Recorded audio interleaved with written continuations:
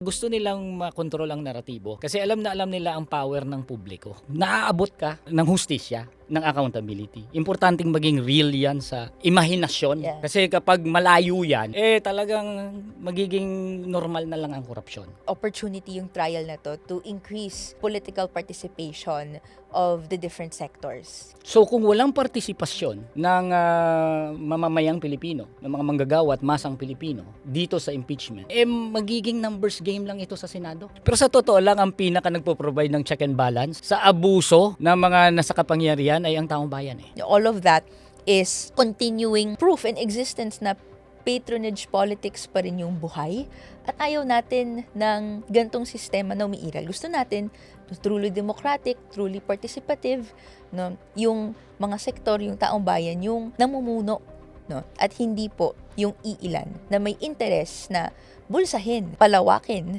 yung yaman at kapital nila gamit yung kapangyarihan nila. Nasa sa atin din yung responsibility na forge greater solidarities, no, para ma-pressure yung mga nandoon sa taas, no, na andito tayo, unignorable yung ating mga demands, no, at dapat ito yung priority at unang dinidiscuss natin at hindi yung kanila. Para sa aming kabataan, para tuloy-tuloy na bigyang meet yung panawagan na pondo sa edukasyon, hindi sa korupsyon. It's important for us, no? It's a generational moment even na matuloy-tuloy yung impeachment, tatanggalin natin yung mga hibla, no, na hindi lang patronage politics, political dynasties, pero yung paghari-harian ng iilan lang sa ating lipunan.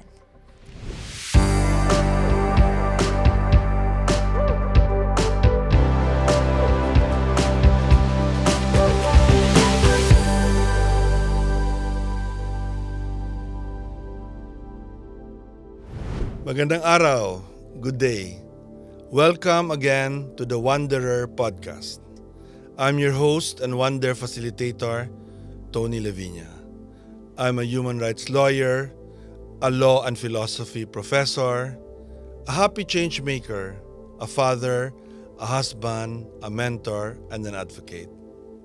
In this space, we will host intergenerational conversations featuring youth explorers or younger explorers and field guides, my mentees and colleagues and seniors in various fights for justice and for making this world a better place. This podcast is co-produced by Tala Storytelling Collective and is made possible by supporters like you. You can learn how to be part of the Wanderer Collective by following us on Instagram at wanderer.podcast.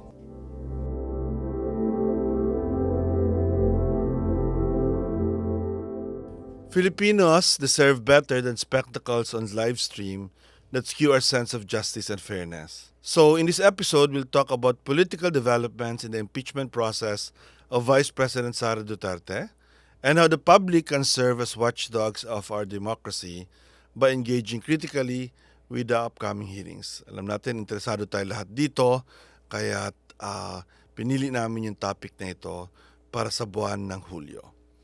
Given this context, our North Star for this wayfinding mission will be these questions. Ito yung mga tanong natin. Paano nga ba tayo makisali sa usapang ito sa gitna ng halo-halong kwento at naratibo kung sino ang nasa tama at sino ang tunay na nagkamali? With the impeachment trial, where should we direct our attention? With everything at stake, how do we broaden political participation beyond social commentary and election day? Paano tayo makikilahok sa trial na ito? Pupunta ba tayo sa Senado? Magde-demonstration ba tayo? Ano pwede nating gawin? How do we conceive of justice in the Philippines where many are disillusioned by normalized corruption and collusion at all levels? Makakatulong ba yung impeachment sa issue na ito? Serving as a public's model of seeking accountability moving forward. I'm very honored to be joined by our guest today. Ang laking karangalan na pumayag sila na sumali sa podcast na ito to discuss what the public's role can be during the impeachment proceedings, the flood control corruption hearings, and other political processes that create accountability beyond the election cycle. Yung ating field guide dun sa mga nanonood ng Wanderer podcast, ito yung mas may karanasan na, matagal na sa larangan na ito, sa practice na ito, ay si Attorney Luke Espiritu. Luke is a leading national progressive figure, labor leader, and political activist. Currently serves as the national president of Bukluran ng Manggagawang Pilipino, Solidarity of Filipino Workers. Actually, my son works for him, considers him his mentor more than me. Hindi naman ako nagsiselos doon. Masaya ako na may mentor si Rafa, yung anak ko na labor lawyer. An Atenean lawyer by education and profession, he was a former litigation lawyer and a former member of the law firm Chavez Miranda Choche. He's a former senatorial candidate in 2022 and 2025 when he went viral for the lines, "Wag kang bastos, it's my time," during a debate. Siya ay patuloy na nakikibaka para sa karapatan ng mga manggagawa, karapatang pantao, environment and climate justice, gender rights, at iba pa. So, Attorney Luke, salamat sa pagsama sa usapan sa araw na ito. Magandang araw, Dean, at saka magandang araw, Congressperson Rene. Kinagagalak ko na magkasama tayo ngayon sa napaka-importanting topic na ito. Meanwhile, yung ating namang explorer today, ito yung mas bata, pero si Rene, marami namang karanasan na rin. Pero estudyante ko si Rene, na aking honor na naging dalawang beses pala kita naging estudyante, Yes, Consuelo 1 and 2, Consuelo imagine 2. that. Ang lawyer din ako ni Kong Rene bilang lawyer ng kabataan since the time pa of Sara Elago. Kong Rene is a member of the House of Representatives as a representative of the Kabataan Party List, which represents the youth sector and aims to galvanize the Filipino youth to unite and fight for social justice. As an scholar ng bayan, Kong Rene served as a 38th student regent of the University of the Philippines System, served as co-convener of UP Rises Against Tyranny and Dictatorship, or UP Rise. Kong Rene graduated from UP Law in 23 and passed the bar exam in the same year. Bilang miyembro ng 20th Congress, she's the principal author of nearly 300 bills now. She was one of the representatives who filed a resolution calling for a legislative probe on government officials with alleged links to the flood control scandal. At isa din si Kong Rene sa mga nag-endorse sa impeachment ni Pangulong Marcos at ni Vice Presidente Sara Duterte. Maraming salamat sa pagpapaunlak, Kong Rene. Thank you po. I know you by so many titles now. Professor, Dean, Attorney. Okay na yung Pero, professor. very dear po yung naging relationship, and it's always an honor and a pleasure to work with you. And the plan is to ask Kong Rene to join my law firm after her stint kung gusto niya mag-abogado na. I'm also using Action Klima's outputs as references in our bills. Yeah. So, very thankful sa gawain ni Dean.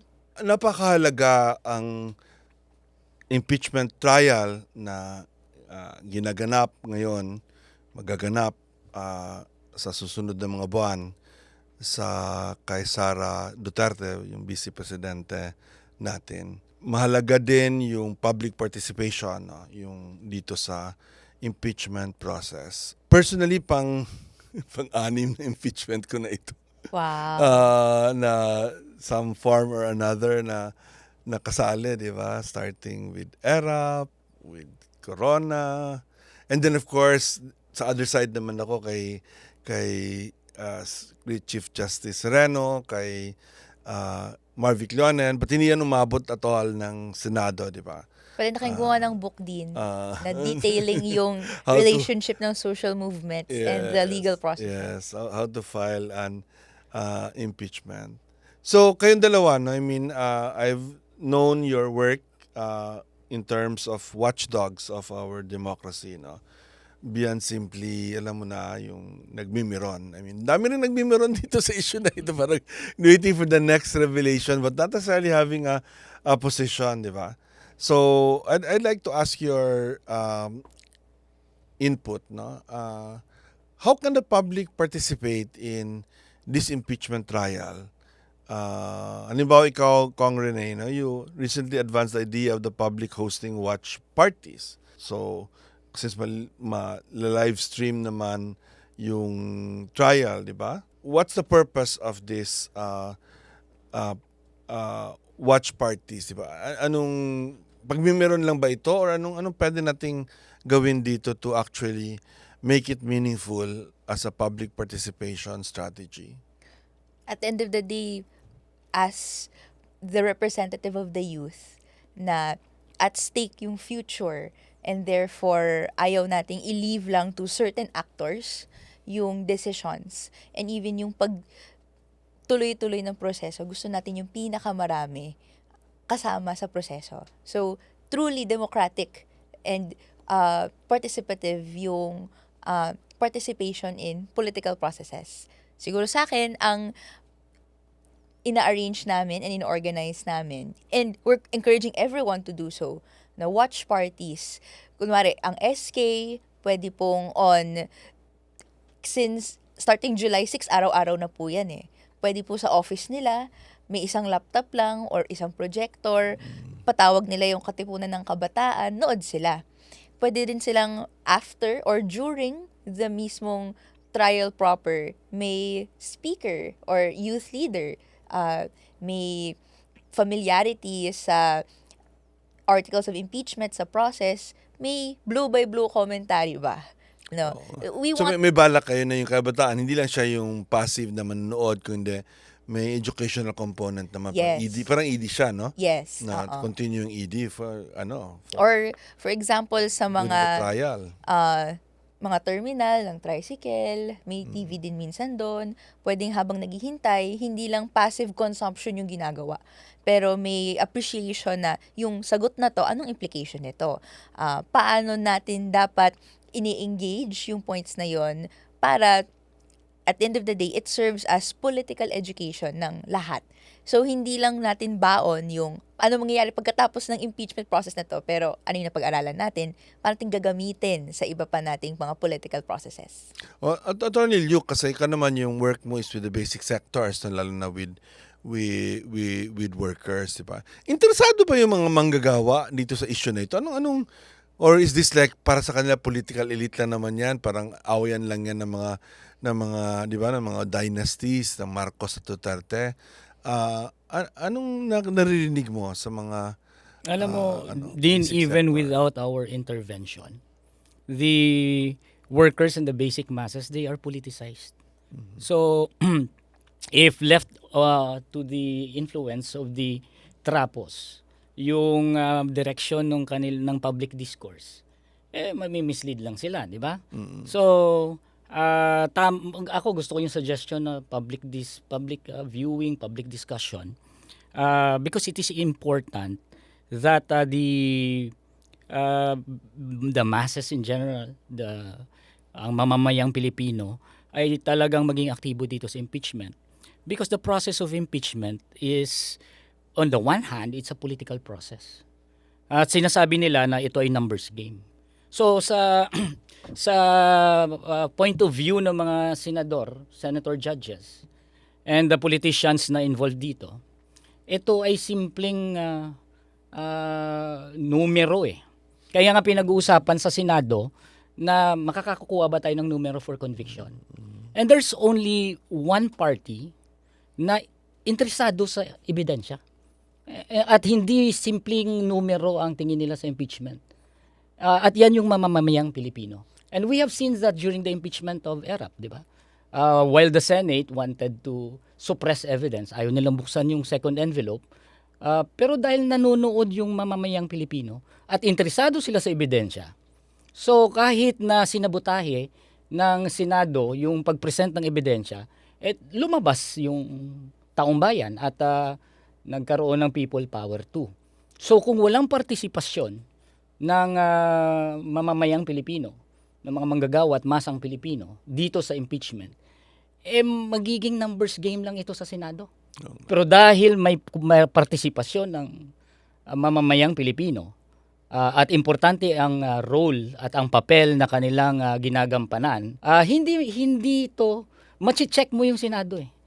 Na may partido, may mga nasa labas na interesado sa ebidensya at magbantay-bantay din sila. Wag nila masyadong abusaduhin yung kanilang power. So napaka-importante ng partisipasyon na yan. So, Kyle Luke doon, and itatanong ko dito kay Kong Rene, yung sa tingin mo, yung willing yung mga manggagawa, halimbawa, na bigyan ng chance yung Senado na gawin ang tama dito? Open sila doon? Kasi parang, di ba? It's not about trust in the institution. I think the Senate as an institution, sa pinapakita niya ngayon, parang wala kang Exactly. Damage na damage eh. It's about making sure that the process ay matuloy, mailahad ang ebidensya dahil interesado tayo lahat diyan, at ang taong bayan lang naman ang interesado sa ebidensya, and magkaroon ng chance ng direktang intervention. Yan ang, kung may check and balance, yan sabi nila, demokrasya tayo, tatlong branches tayo na may check and balance. Pero sa totoo lang, ang pinaka nagpo-provide ng check and balance sa abuso ng mga nasa kapangyarihan ay ang taong bayan eh. So, as long as the process will continue at mapanood at magkaroon ng pag-weigh ng ebidensya ang taong bayan mismo. So, makaka-ensure tayo na whether trustworthy ang mga nasa Senado ngayon, magkakaroon sila ng check. Kung Rene, mga kabataan, di ba? I mean, are they interested in this? What do you think? Well, actually, highly interested yung kabataan sa mga nangyayari.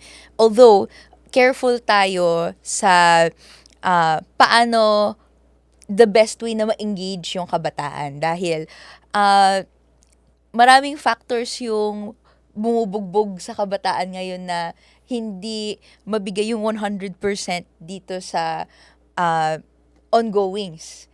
Andyan yung napakadami, napakabigat ng mga requirements sa pag-aaral.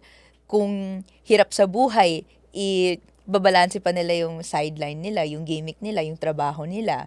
Alongside the fact na, yun nga po, no, sa Senate, kaliwat kanan, may developments, baka political fatigue yung ma-impress kung hindi na ididikit doon sa ano relation nito sa mga issue ng sikmura natin, no? At sila na lang yung gumagalaw. Pero po tayo, yung always effort natin in schools, kasi if you go down to the classrooms, they're interested, they are updated. Pero ang sometimes tanong, paano matatranslate yung attention na yan and interest into action? And yun naman po yung gusto nating mas ma-encourage yung mas marami, no? Hindi lang pag-usapan, pero gamitin yung time and energy nila para i-dedicate into yung boses nila and opinion nila, may translation into gawain. Okay. Both of you naman, di naman sekreto kung kanino kayo pumapanig dito, di ba? Of course, sa Sambayanan. Sa taong bayan, di ba? Taong bayan kayo pumapanig, di ba? So actually, I want to ask you from your perspective, I mean, ikaw naman, akong Reneda, and then after that si Attorney Luke, di ba? What is at stake sa impeachment trial na ito, di ba? Anong punot dulo nito? Bakit kailangan ito? Bakit kailangan itong makarating ng isang conclusion na hindi rin sikreto na gusto nating conviction, di ba? Ako din, nagsabi ko na rin na sa sarili ko, di ba? Hindi ko naman dinideny yun na yun ang aking perspective as long as the evidence is there. What is the heart of this case against VP Sara? Especially you're a spokeswoman, although you're here in your personal capacity, but what is the heart of the case? For me, it's accountability, pananagutan, and by extension, hustisya. Dahil nakita natin sa mga nagdaang taon, may pondo na dapat natamasa natin bilang serbisyo, edukasyon, kalusugan, kinukurakot, nawawala, ala namang palagpasin lang. And actually, I've been reviewing dahil may mga talks din po akong binibigay sa youth movements and impeachments in general. We have decades of experience of corruption cases, of even impeachment trials. Pero one way or another, nabibigo sila. So, ang mamamayan, laging naiiwan na paano ba natin na pagsisilbihan yung pananagutan, na punot dulo nito, beyond trust, ay paano ito nagbibigay hustisya sa mga dapat welfare na natatamasa natin, na hindi sana pupunta sa bulsa ng iilan, pero sa kapakanan ng pinakamarami. So what's at stake, future na namin. It will dictate this trial, no, and subsequent actions, hindi lang against corruption, pero actions, political decisions, kung disconnected or connected ba sila sa taong bayan, no? Kung may iwan ba na naman yung mamamayan o hindi. And it's up to us, no? Hindi lang organized forces, pero lahat tayo na i-pressure yung institutions, yung political actors, na hindi tayo pwedeng isang tabi sa usapin. Ganda. Ikaw, Attorney Luke, what is the heart of this case? I mean, parang, what is at stake especially if this is decided wrongly, di ba? Yung kahit na may ebidensya, or worse, isuppress ang evidence, di ba? Hindi man lang mapapresent, di ba? Anong mawawala sa atin bilang bayan? Okay. Importante, of course, yung sinabi na ni Kong Rene na accountability. Lalong-lalo na sa pagnanakaw, yung mga nawawalang pondo na attributable sa corruption, na responsible mismo si Sara Duterte. Importante yan kasi kailangan natin na pinaparusahan ng mga korap. At yan ay magiging ehemplo para kahit gaano ka man kataas, naaabot ka ng hustisya, ng accountability. Importanteng maging real yan sa imahinasyon. Yeah. Kasi kapag malayo yan, talagang magiging normal na lang ang korupsyon. So kapag na-impeach si Sara Duterte, nagbibigay tayo ng mensahe, hindi normal ang korupsyon. Ito ang mangyayari sa iyo pagka korap ka. And of course, that message should also reach Bongbong Marcos. Hindi tayo dito maka-Marcos kaya gusto natin ma-impeach si Sara. In fact, anti-Marcos, anti-Duterte. Ako at siguro tayo dito sa silid na ito. We Diba? filed an impeachment case on both. So malaking bagay din 'yon para maging accountable si Marcos. Sabihin nila dapat inuna si Marcos. Okay naman kung mauna si Marcos, pero panggulo kayo mga Duterte forces kayo eh. Kapag si Marcos ay siningil namin, gusto niyong makinabang eh. So importante rin puksain namin kayo. At yun yung second point. Second point is, importante ngayon na dapat mabura natin ang Dutertismo sa bayan natin. Hindi lang to tungkol kay Sara. I did my homework. Nakita ko yung post mo na yun. Ibura ang mga Burahin. Kasi masahol talaga ang Dutertismo eh. Talagang binagsak nila sa lusak ang bansa natin. Sinira nila pati mismo moral fiber ng ating ng ating lipunan. 'Di ba? Pinapalakpakan ng patayan. Ang mga Pilipino naging bastos. Naging parang mga psychopath ang lengguwahe at ang kultura. Mag-isip, naging psychopath. 'Di ba? Winasak mismo ang kaugaliang Pilipino.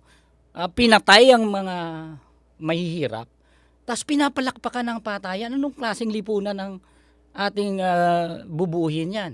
'Di ba? Kung ganyang klaseng modelo ng pamumuno, talagang yan ang worst model ng pagiging political dynasty. Because the dynasty skill, now we have a Duterte that has perfected the art of killing. And therefore, anong mangyayari sa ating lipunan? Then, magkakaroon lang tayo ng impunity. Hindi maari na ang modelo ng pamumuno ng mga Duterte, yan ang future ng ating bansa. Talagang babagsak ang Pilipinas niyan. So, puksain ng mga Duterte, importanteng yan. At importante yan, para to clear the path, na singilin din natin ng mga Marcos. Ayun, gusto kong pumunta diyan, Rene, kasi 'di ba yung sa atin, sa mga lalo mga abogado, human rights lawyers, 'di ba? Ang ating palaging sinasabi, 'di ba? Panagutin Marcos, panagutin Duterte, singilin o vice versa. Marcos singilin, Duterte panagutin. Marcos Yes. singilin, Duterte panagutin. Anong ibig sabihin yan in the context of impeachment, 'di ba? Na at hindi ba nagko-contradict tayo na parang alay natin si Marcos dito sa pagtanggal kay Duterte sa trial ni Duterte, o malinaw ba sa atin na yung tulad sinasabi ni Kalyuk, actually yung pag-atake kay Duterte is to clear the way also para malinaw na ito yung laban natin kay Marcos. hindi po natin kakampi si Marcos dito sa ating gawain sa impeachment, up to conviction ni Vice President Sara Duterte. May kasalanan po siya sa taong bayan, sa pagnanakaw, at syempre doon sa supposedly serbisyong inabot ng pera na yon na hindi, dahil hindi pa sinasagot hanggang ngayon kung saan napunta yon. Binulsa, dinistribute, etc. No? And sa atin, sabay nating hinahawakan yung pagpapanagot ni VP Sara sa kanyang misuse of confidential and intelligence funds, yung unexplained wealth niya, ganyan. And even yung pag-promote niya ng culture of impunity. No? We're not in defense of President Marcos dun sa kanyang death threat, for example. Pero the fact na yung normal for her in the position as Vice President, sasabihin niyang mangongontrata siya para patayin kahit sino man yan, that's unacceptable. No? Marami na sinasabi niya rin yan sa, 'di ba? Sa mga ibang mga kabayan na mga Yes, oo. politicians, 'di ba? Sa ibang mga kalaban niya. I'm sure at Favorite some niya, point, unfortunately, matatarget ito si Attorney Luke, 'di ba? I mean, so far parang hindi pa, pero eventually, 'di ba? So kailangan talagang pigilin siya even at this stage. Kaya po, pareho naming binibitbit yun. Pareho nating binibitbit yun na tayo, no? Na kailangan po sabay yung pagpapanagot at hindi natin binabackseat, no, yung kasalanan din po ni President Marcos Jr. doon sa malawakang korupsyon ng budget, no, na yun nga yung basis po ng impeachment complaint natin, no, yung BBM parametric formula, which is the reason kung bakit yung leadership ay may prioritization sa pagbigay ng proyekto sa kanila. Tas pagtitignan natin, i-inspect natin yung farm to market routes or even yung flood control sa kanilang area, either ghost or substandard. All of that is continuing proof in existence na patronage politics pa rin yung buhay, at ayaw natin ng gantong sistema na umiiral. Gusto natin truly democratic, truly participative, no? Yung mga sektor, yung taong bayan, yung namumuno, no? At hindi po yung iilan na may interes na bulsahin, no, at palawakin yung yaman at kapital nila gamit yung kapangyarihan nila. Thank you. That's a very good point. No? I want to switch a little bit kasi yung part of this podcast is philosophical ito, yung wonder, di ba? Wonder and wonder ang tawag natin dito, yung wonder na nag-iisip, pero wonder din na gumagala-gala, nag-immerse sa tao, di ba? Gusto ko actually mag-immerse sa question of being a lawyer, no? Dahil maraming manunood dito sigurado ng mga law students. Siyempre, require ko yung mga estudyante ko manood. Although walang klase, right? Tapos magsisimula na soon ang klase, no?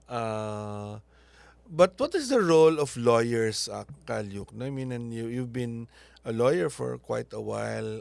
Ano bang dapat natin ginagampanan na role laban sa impeachment mismo, di ba, if there's anything there, but also just to make sure that governance is better for the country? Alam mo, importante sa mga abogado kasi sa posisyon nila sa lipunan, may kapasidad talaga ang mga abogado makapang-mislead. Like for example, if you are Ferdinand Topacio or Harold Respicio, they could use their positions as lawyers in order to take on the causes of our oppressors. And they could appear like cute, or they could make themselves popular, taking on the causes of the side of our oppressors. I have yet to see many lawyers taking the side of the oppressed. Malaking bagay yun. If lawyers in this country, more lawyers, are taking the side of the oppressed, like defying our oppressors, it will increase the confidence of our people to also defy the oppressors. Hindi yung mga tulad ng mga abogado na tulad nila Topacio na, di ba, nambabastos ba ng kababaihan. Ang influence niya nila sa taong bayan ay maging bastos din. So napaka-importante kung lawyer ka, yung personally may moral compass ka rin. Hindi ka lang simpleng abogado. 'Di ba, sa mga question na ganito, siguro hindi ka na yung tipong hinahire lamang ng kahit sinong kliyente. Pagka ganitong question na, dapat nananaig na sa yung pagiging tao. Di ba? Kahit magkano man ibayad sa'yo, milyon-milyon. Di ba? Minsan siguro kailangan mag-isip ka na bilang tao, medyo iba naman siguro ang aking gagampanan. Otherwise, maniniwala na ako sa sinabi ni Shakespeare. Kill all the lawyers. First we must kill all the lawyers. Si Thomas More bawal ang lawyer sa Utopia, di ba? Kasi I agree. kapag ganyan, pag naging salot ang abogado, matinding salot talaga siya. Pero on the other side of the coin, kung talagang maging morally upright siya, at talagang he will take the side of the oppressed, malaki rin ang may tutulong niya sa lipunan. Ikaw, Kong Rene, you're a young lawyer. I mean, 3 years lang, no? 2 years. Yes, parang 3 years. Sino nga yung bar examiner mo? Si Justice Hernando. Hernandez ka na. Parang December 2023 ako pumasa ng bar. Yes, remember that. What is your message to young lawyers na for this impeachment? And actually, gusto ko tanungin kasi lalo na because kabataan yung constituency mo. At yung mga kabataan, alam nyo ba na every time there's an impeachment, tumataas yung mga naglo-law school. Kasi daming interesado mo, di ba? From what I know now, talking to, kasi I teach in 10 law schools, di ba? Grabe ang interest na gusto mag-law. That's an interesting statistic. Grabe talaga. As in double the usual, di ba? Kasi it's top of mind ng mga tao, di ba? So, anong message mo sa kanila, those who are just entering the law profession or studying law? Anong magandang sabihin natin sa kanila para hindi naman sila maging, 'di ba, yung sinasabi mo, 'di ba, yung abogado na lang para sa for profit na abogado, 'di ba, na hindi Jumping off po sa sinabi ni Attorney Luke.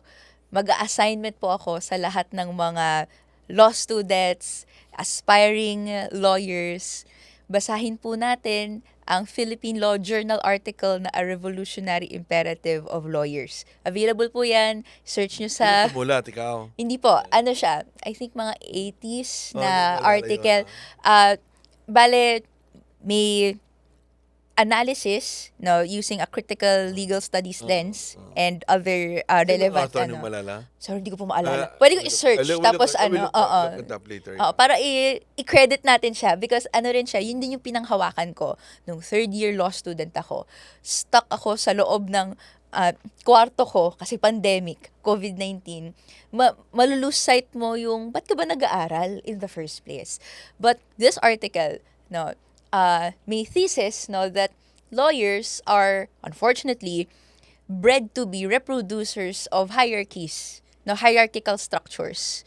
Kasi you learn about the law which is reactionary in nature.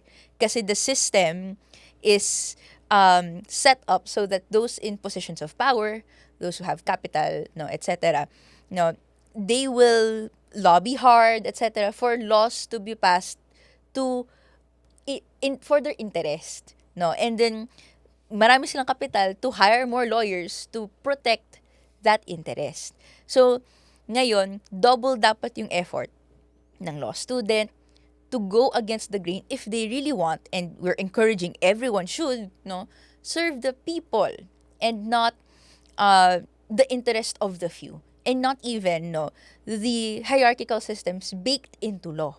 So kaya po, kinikriticize din natin yung parang blind following of the law, yung strictly just looking at the black text. Kailangan, ideally, we check ano yung context behind this. Paano ba nito pinagsisilbihan yung one class or another, a sector or another, or paano yung ino-oppress yun. So may revolutionary imperative po ang lawyers, pwede po niyang baguhin yung sistema, basta i-commit niya yung sarili niya to that effort, and be aware of how these structures, they can reproduce it and go against it. You join organizations, join lawyers, people's organizations, and UPL, andyan, di ba? And other ways na pwede nilang mas matipon yung isa't isa para for a common cause. Your example of that, Luke, Attorney Luke. And lalo na ngayon na may impeachment, di ba? Kasi impeachment, di ba, quasi-political, quasi-legal. Napansin ko, Kong Rene, yung prosecutors, all lawyers sila, yung prosecutor sa House. Yes no? po, yes. And then, of course, ang dami ng volunteer lawyers, di ba? How will lawyers make things better for this process, this outcome? Kung may awareness sila and laging nasa mind space nila yung involvement of the Filipino people, the opportunity yung trial na to increase political participation of the different sectors. Kasi, no, ang katotohanan mahirap man i-admit, no, yung iba't ibang formal political systems dito, sinashut out talaga yung mga sektor. Kasi at the end of the day, may interest sila na threatening sa interests ng mga nasa kapangyarihan. That's always tension. So, nasa sa atin din yung responsibility na forge greater solidarities, no, para ma-pressure yung mga nandoon sa taas, no, na andito tayo, unignorable yung ating mga demands, no, at dapat ito yung priority at unang dinidiscuss natin at hindi yung kanila.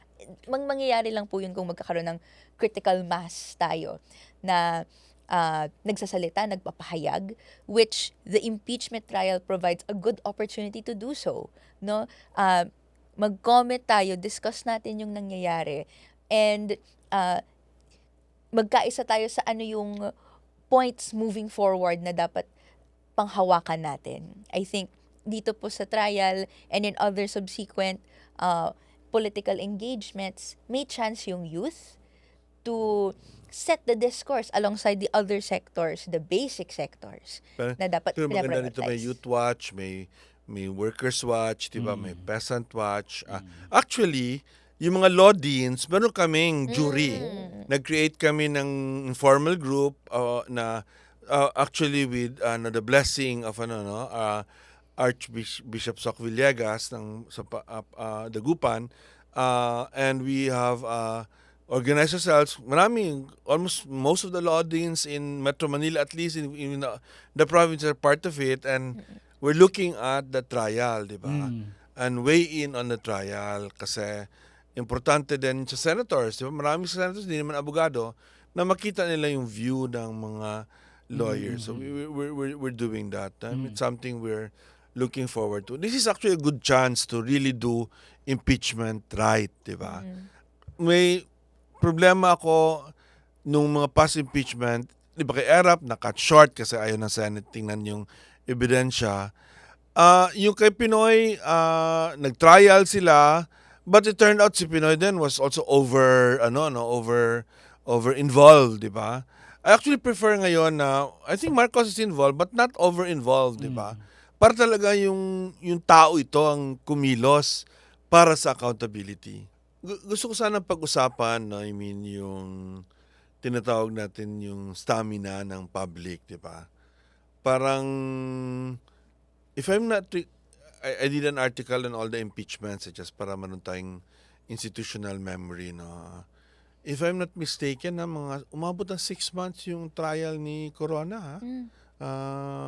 Of course, kasama na yung pre-trial part, di ba? Sa atin, yung pre-trial part mukhang maikli lang, 1 month lang, di ba?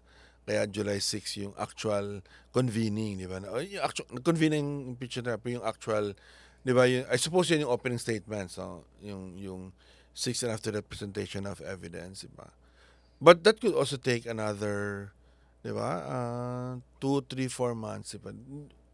How can the public pay attention to this, di ba?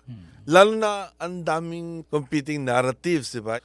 How do we continue to help people pay attention to this trial? Ikaw muna, Luke, tapos si Kong. Kasi, sa tingin ko din, yung impeachment by itself, interesado ang publiko dyan. Na hindi ko siya nakikita na it can be displaced in terms of importance. Sa tingin ko, napakahalaga sa publiko na marinig yung ebidensya, marinig yung katotohanan. Kaya hindi ko siya nakikita na mahina ang stamina ng publiko. And I'll also go by historical example. Because if I remember right, nung impeachment ni Erap, people were really glued to the TV screens, di ba? At in fact, that was the time na ordinaryong mga nasa kanto nag-uusap ng batas. I mean, nag-uusap ng ebidensya. I mean, kaya nga importante na matuloy ang trial. At wag masabotahe ang presentation of evidence because it is really parang a good opportunity for political education. Kaya nga yung mga forces ng mga Duterte, lalong-lalo na ng first impeachment case niya na dinulog sa Supreme Court, yun yung ayaw nila yung maituloy sa trial. Kasi maiiba ang ball game pagka napanood na ng publiko, lalong-lalo na yung mga mailabas na, mailahad na yung mga ebidensya. So I don't think that stamina is a problem with the public. Ang aking pang problema ay yung sabotahe. Ayun. Ang aking pang problema ay yung role ni Alan Peter Cayetano, kung bakit kinuha niya ang Senate presidency at yung mga forces na nagtalaga sa kanya right at the time na magkaroon ng impeachment.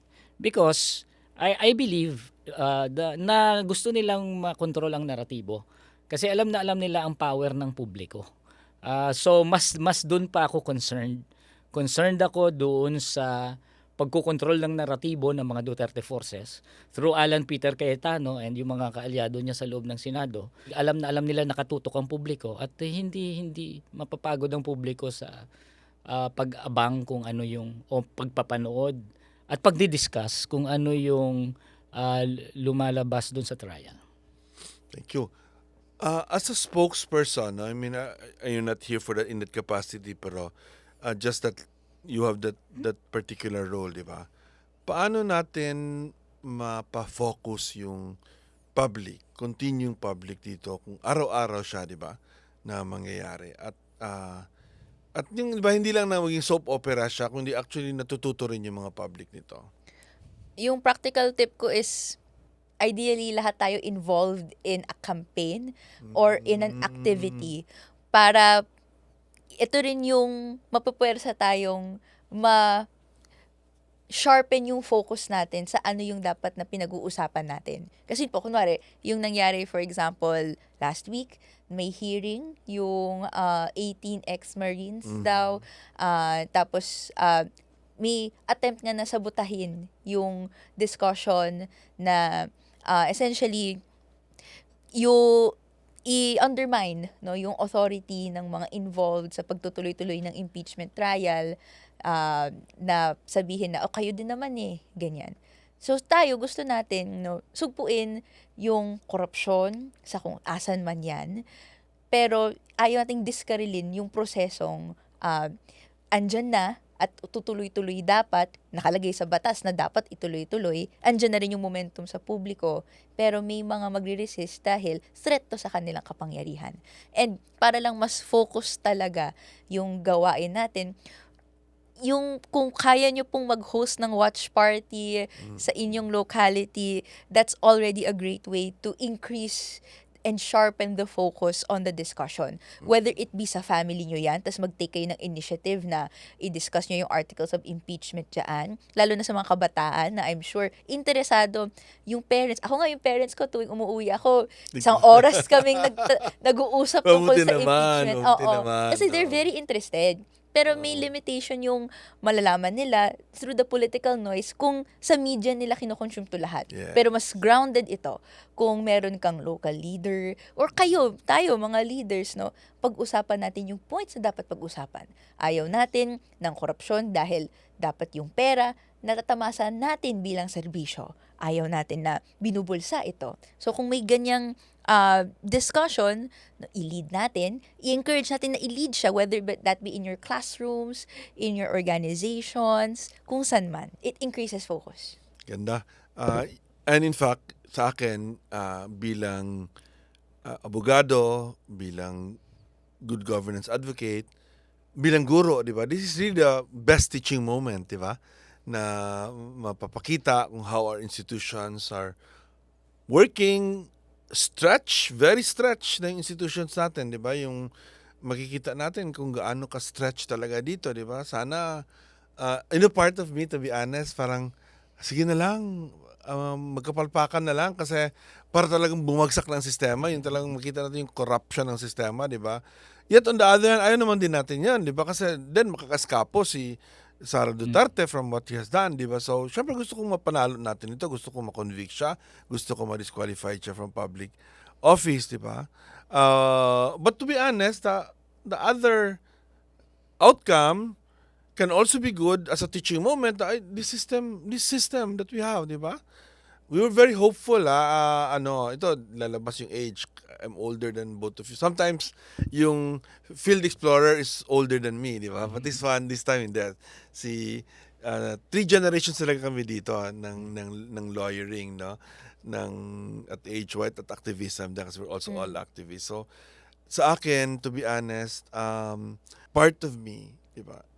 Yung I was already a law student nung kinampanya yung 1987 Constitution, di ba? And I campaigned for it.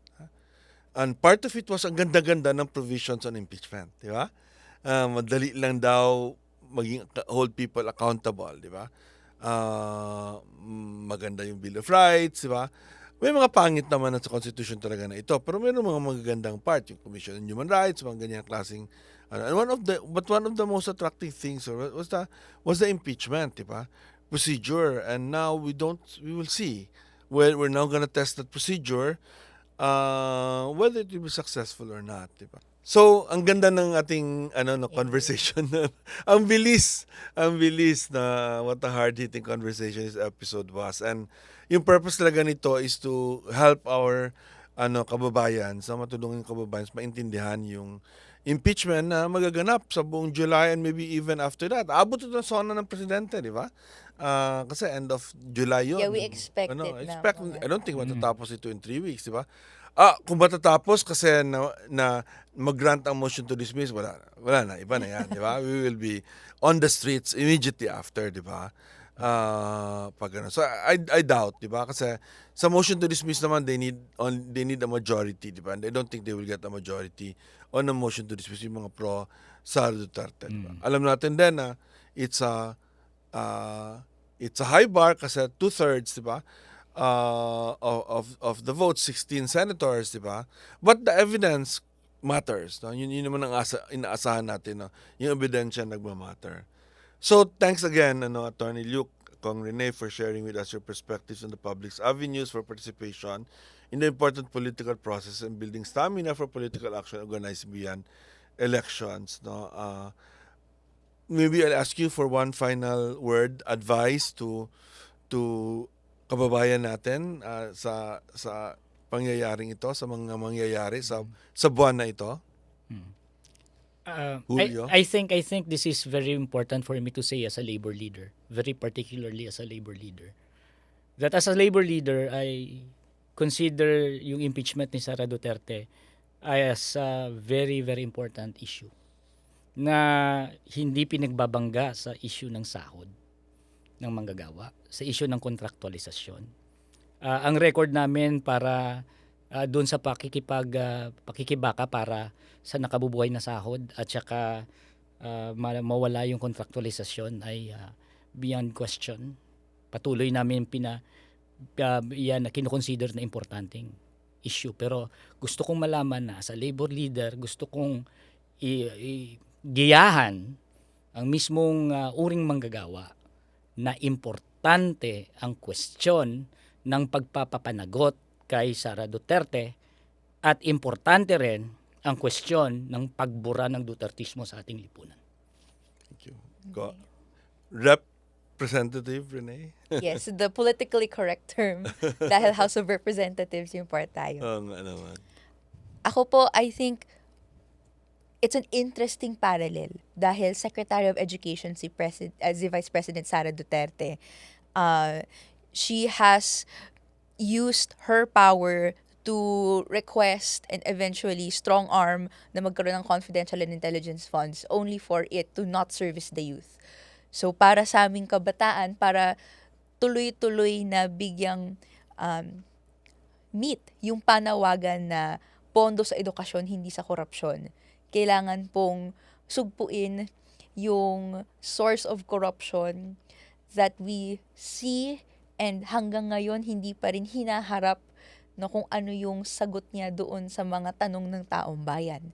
No? And that is why it's important for us, no, it's a generational moment even, no, na matuloy-tuloy yung impeachment trial ni VP Sara na all the way to conviction. Na yun naman po yung interest natin na sa punot dulo po nito, yung kinabukasan na huhubugin ng kabataan. No? Tatanggalin natin yung mga hibla no, na hindi lang patronage politics, political dynasties, pero yung paghari-harian ng iilan lang sa ating lipunan.